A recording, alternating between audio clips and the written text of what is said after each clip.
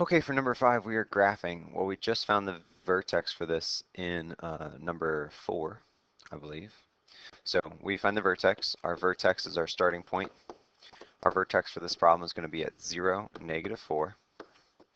I know it's at 0 because I have an x squared and not another x, which means the x squared has no shift left or right because there's no other numbers with it. There's not a parentheses squared. And then the -4 tells me that I'm going to go down 4. So 0, -4. Right? You could also do the x equals -b over 2a for this problem. And if you want to see that done, go watch the video for problem number 4. Because if I do x equals -b over 2a, I'll get 0 over 4, which is 0, and I can go from there. So my vertex is at 0, -4. There's a few videos on finding the vertex if you need help with those. So if I start at 0, -4, I'm then going to use my pattern, 1 over 1, 3 over 1, 5 over 1, to graph my points. Those aren't just magic numbers. That comes from the fact that if we make a table of values of a normal graph, y equals x squared, the parent function, and we graph 0, 1, 2, 3, and 4. 0 squared is 0, 1 squared is 1, 2 squared is 4, 3 squared is 9, 4 squared is 16.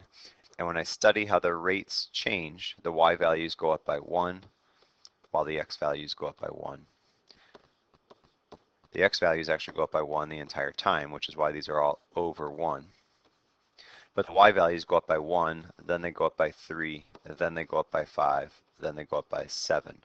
So we use this pattern 1, 3, 5 as our basic pattern. Then we take the multiplier in front times 2, because that multiplier is going to stretch out my graph and make all the values twice as far away as they would have been originally. So instead of up 1, we're going to go up 2. Instead of up 3, we're going to go up 6. Instead of up 5, we're going to go up 10 if we had room. So from my blue dot, my vertex, over 1, up 2. From that pink dot, I'm going over 1, up 6. From that point, I'd go over 1, up 10, but I'm out of space.